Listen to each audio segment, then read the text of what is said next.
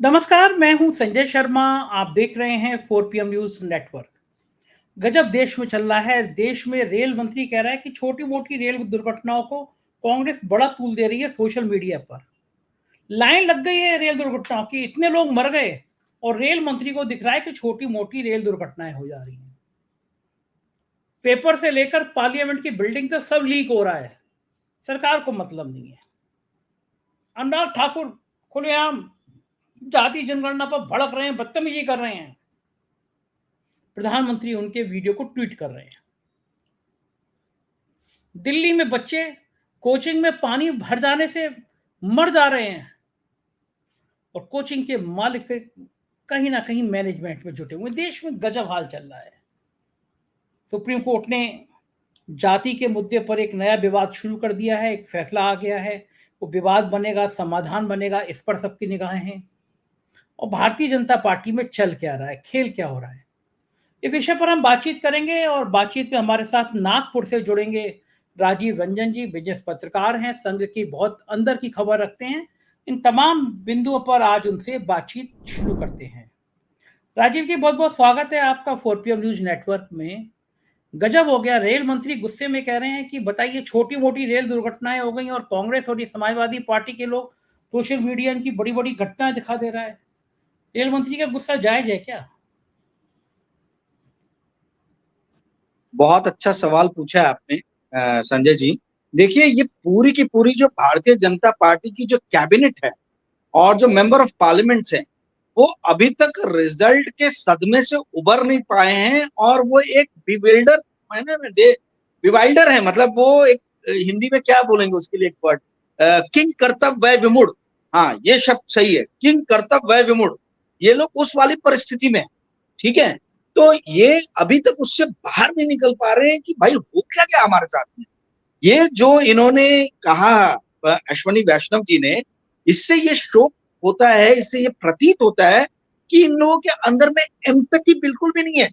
जनता अगर मरने वाले की संख्या 2 है, 4 है, 5 है, 6 है, तो ये बोलते छोटी मोटी दुर्घटना है। आप समझिए, किसी देश का मंत्री यदि इस तरीके की बातें करता है तो उससे उसकी निष्ठुर मानसिकता ये प्रतिबिंबित होती है कि किस तरीके से ये लोग जो है जनता जनार्दन के दुखों से डिटैच हो गए, दूर हो गए। इनको ये नहीं समझ में आ रहा कि जनता कितनी ज्यादा परेशानी में जी रही है। ट्रैवल कर रहे लोग रेलवे में बैठ रहे थे, उनको मालूम नहीं है कि हम अपने डेस्टिनेशन तक जिंदा पहुंचेंगे कि नहीं पहुंचेंगे। और यहाँ मंत्री महोदय बोलते हैं कि भाई ये छोटी मोटी घटना है। आपको साफ क्यों वहां बैठाया गया है? आप यदि ये घटनाओं को नहीं रोक सकते हो तो गाड़ी घोड़े बंगले का जो आप सुख ले रहे हो, हैं, ये बड़े बड़े कॉन्ट्रैक्ट जो बांट रहे हो। आज आप रेलवे का देखिए, 2.5 लाख करोड़ का बजट है, तो ये क्या आपको 2.5 लाख करोड़ के कॉन्ट्रैक्ट बांटने के लिए वहां बैठाया जनता ने? भाई, जिस जनता ने आपको चुन के बैठाया, उनपे यदि किसी भी तरीके का कष्ट हो रहा है तो आप ये बोल रहे हो कि छोटी मोटी घटना। ये तो निर्लज्जता की, मतलब ये इन्होंने असीम सारी जो लिमिट्स रहती हैं, वो सारी लिमिट्स को क्रॉस कर दिया है। इनको बैठ के बोलते हुए टेक्नोक्रेट है, टेक्नोक्रेट है, बहुत बड़े टेक्नोक्रेट। अरे भैया, टेक्नोक्रेट है तो आप सोल्यूशन प्रोवाइड कीजिए। आप सोल्यूशन तो प्रोवाइड नहीं कर रहे हो। अच्छा, एक चीज और आप समझ लीजिए संजय भैया, नरेंद्र मोदी गवर्नमेंट में दो दो मलाईदार जो मंत्रालय हैं, वो बिना आपके कॉरपोरेट जगत के पुश के नहीं मिलते। इनके पास में आईटी जैसा एक स्ट्रॉन्ग मंत्रालय है और उसके अलावा रेलवे मंत्रालय है। तो आपको क्या लग रहा है, इंडिया को जो आईटी सुपर पावर कहा जाता है, वो भी अश्वनी वैष्णव के पास में। रेल मंत्रालय जो इंडिया का, मतलब वर्ल्ड का सेकंड लार्जेस्ट नेटवर्क है, वो भी अश्वनी वैष्णव के पास में। भैया, इनसे अगर रेलवे मंत्रालय नहीं चल रहा तो इनसे अलग किया जाए। ये 2.5 लाख करोड़ के कॉन्ट्रैक्ट बांटने के लिए इनको रेल मंत्रालय नहीं सौंपा गया है। आपको जो लोग मर रहे हैं, लोग जो कष्ट में यात्राएं कर रहे हैं, उनके कष्टों के निवारण के लिए आपको वहां पे भेजा गया। तो इस तरीके का स्टेटमेंट देना जो है, ये इनकी निष्ठुरता का प्रमाण है और ये बहुत ही गंदा इमेज प्रेजेंट करता है नरेंद्र मोदी कैबिनेट का और नरेंद्र मोदी के मंत्रालय। जी संजय। अच्छा, ये बताइए, आप तो राजीव जी बहुत करीब से देखते हैं सिस्टम को। मोदी सरकार नेताओं की जगह ब्यूरोक्रेट पे इतना निर्भर क्यों हो गई है? मेरा मानना अभी भी यही है कि समाज में ब्यूरोक्रेट ने बड़ी सफाई से कह दिया कि नेता बेईमान होता है। मेरी धारणा से अलग है। नेता को हर 5 साल बाद इम्तिहान देना पड़ता है। लोगों का दुख दर्द नहीं सुनेगा, उनके सुख दुख में भाग नहीं लेगा, तो नेता को फेल कर देंगे, 5 साल बाद हरा देंगे। देखिए, ब्यूरोक्रेट थे, एक आईएएस आईपीएस 2 साल कमरे में बंद किया और वो ब्यूरोक्रेट हो गया। उसके बाद उसको समाज से कितना सरोकार रहता है, ये मैं और आप देख ही रहे हैं, जान ही रहे हैं। नरेंद्र मोदी जी ने अपने मंत्रिमंडल में थोक में भरे हैं ब्यूरोक्रेट। यानी उनको पॉलिटिकल सिस्टम पे भरोसा नहीं है। उनको लगता नहीं है कि ये जो राजनेता हैं, कम खपते हैं, दूध सुख दुख में भाग लेते हैं, इन पे भरोसा नहीं है। और मेरे ख्याल से क्या इतिहास के पन्नों में अगर हम झांकेंगे, अश्विनी वैष्णव से ज्यादा नाकारा रेल मंत्री कोई आपको दूसरा नजर आता है, जिसके जमाने में एक के बाद एक, अभी शपथ, मोदी शपथ 3 में ही 1 दर्जन से ज्यादा दुर्घटनाएं हो चुकी हैं, मतलब कितने लोग मर चुके हैं। वो कह रहे हैं छोटी मोटी घटनाएं हो जाती हैं। आपको लगता है इतना नाकारा रेल मंत्री रहना चाहिए भारत सरकार में? सवाल ही नहीं उठता है। ये जो अपने स्लीव्स पे ना, कॉलर पे ये चला के आ रहे कि मैं तो एडमिनिस्ट्रेशन में भी था, मैं तो कॉर्पोरेट जगत में भी था, मैं सबसे ज्यादा योग्य हूं, और बोल के रेलवे आईटी ले, इनके पीछे कोई तो भी बहुत बड़ी कॉर्पोरेट लॉबी है, या मतलब कोई बहुत बड़ी कंपनी है। अदरवाइज आपको ये 2 मंत्रालय इतने बड़े मिल नहीं सकते थे, और ये दोनों मंत्रालय में बहुत भारी रूप से असफल हुए हैं। इनकी असफलताओं की कहानियों पे मतलब एक किताब मोटी लिखी जा सकती है।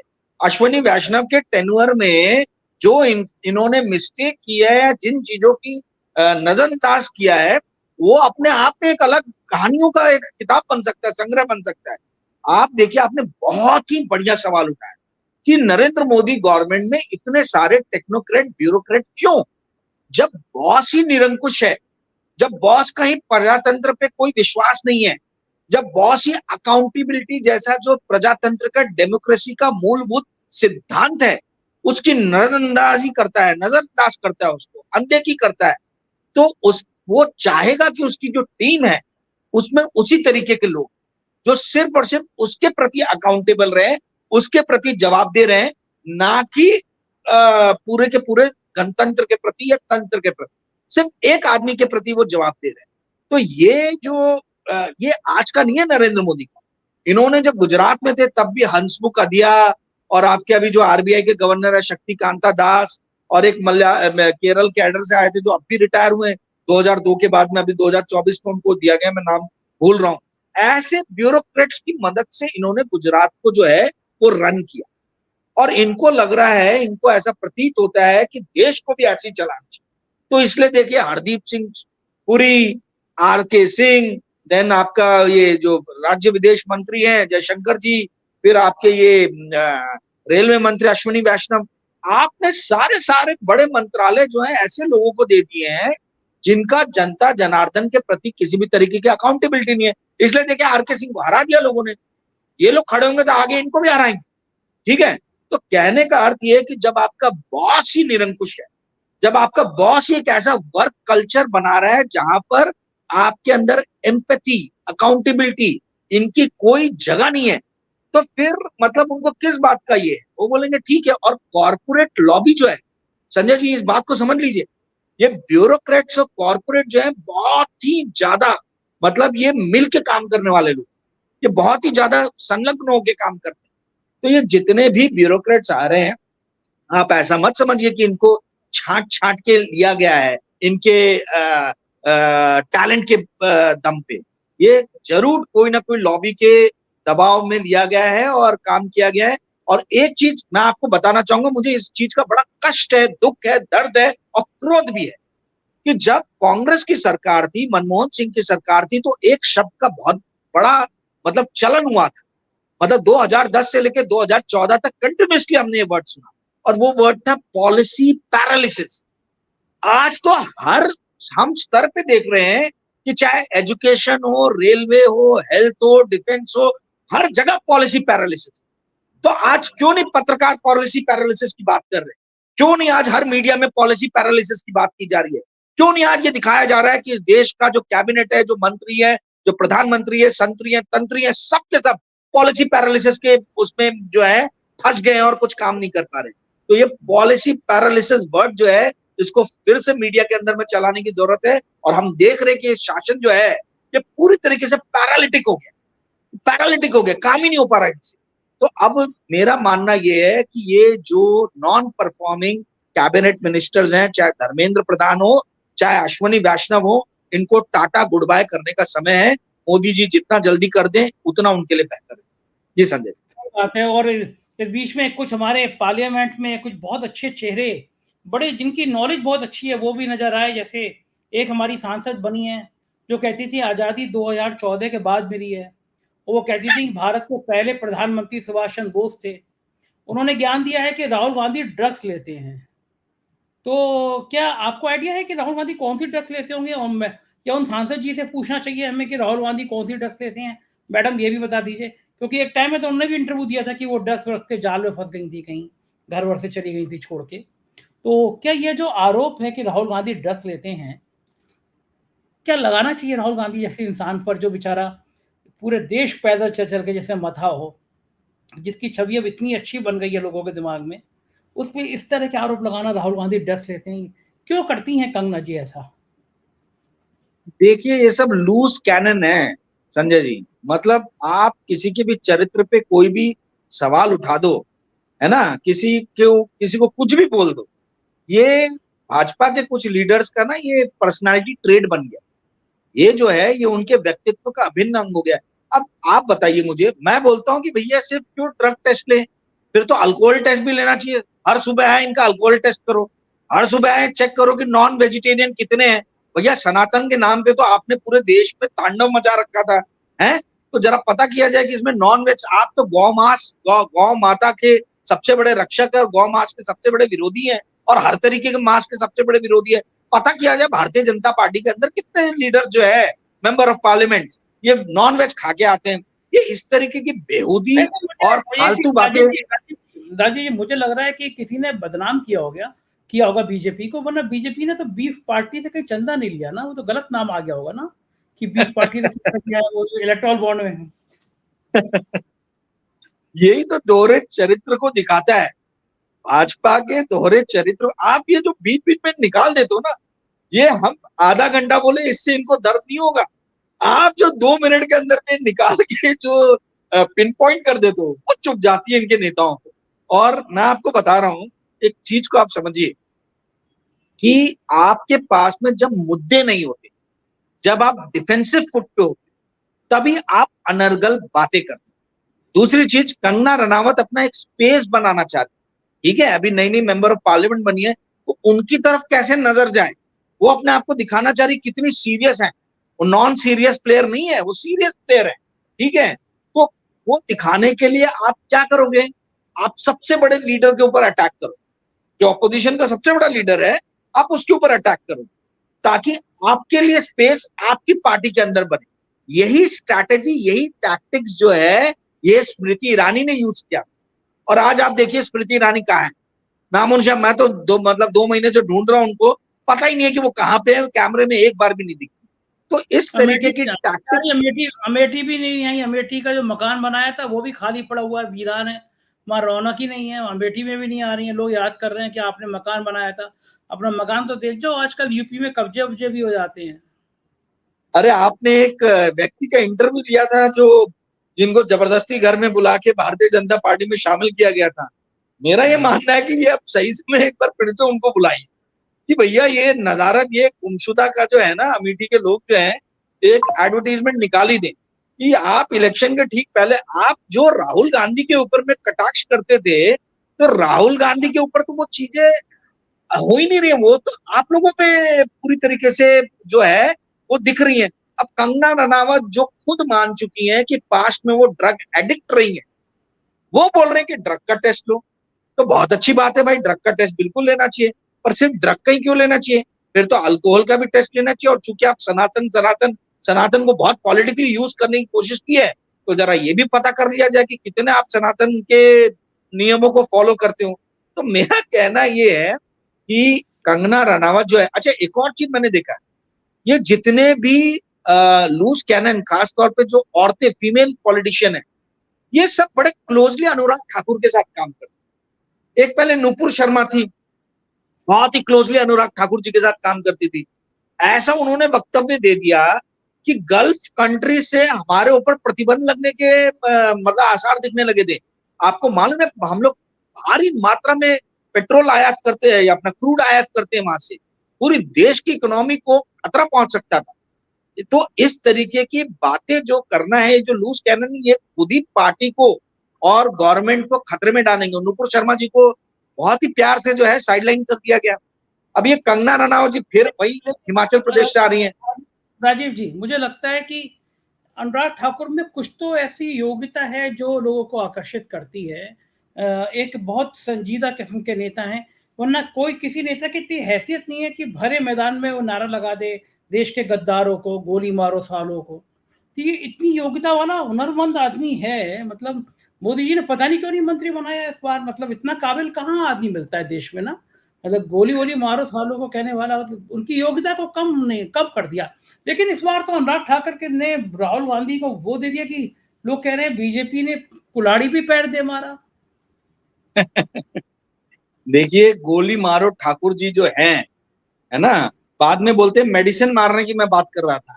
गोली जो है वो बोले मैं गोली यानी दवाई गोली मारने की बात कर रहा था। अब देश के गद्दारों को आप दवाई क्यों दोगे भाई, बड़ी महंगी आती है ना। तो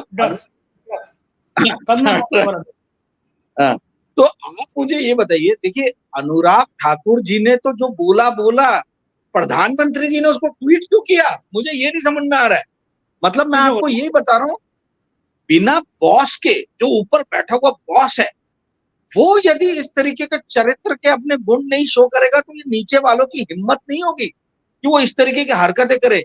हिम्मत हो कांग्रेस के अंदर में एक करके बता दे, राहुल गांधी अगले दिन बाहर कर देंगे। वो चरित्रवान आदमी है, वो एकदम बाबा संत वाले उसमें चले गए, कोई लालच में किसी उसमें नहीं है, ठीक है। तो पार्टी के भी दूसरे जो लीडर्स हैं वो देख रहे हैं वहां से, और वहां से वो बोलते कि भाई जब हमारा लीडर ऐसा है तो हम लूज कैनन नहीं हो सकते। आप देखिए कोई फालतू के स्टेटमेंट नहीं आते कांग्रेस के एक भी प्रवक्ता से लेके नेता तक, क्योंकि उनको मालूम है कि जो उनके ऊपर बैठा हुआ शीर्ष पे व्यक्ति है वो बहुत ही डिसिप्लिन्ड है, वो सौम्यता में विश्वास रखता है, वो एम्पैथी में विश्वास रखता है, वो विश्वास रखता है कि आपको दूसरों का अपमान नहीं करना चाहिए, अपमानजनक शब्द नहीं यूज करने चाहिए, वो समाज के दबले कुचले वर्ग के लोगों के बारे में बात करता है। तो ये चीजें जो है, ये जो बाकी लीडर्स हैं वो भी आत्मसात कर रहे हैं। पर जब आपके ऊपर उठा हुआ बॉस जो है वो कुछ भी अनर्गल बातें कर देता है ना, लूज कैनन है, तो नीचे वाले भी लूज कैनन ही रहेंगे, कुछ भी बातें अनर्गल बातें करेंगे। तो ये क्या है, लीड बाय एग्जाम्पल।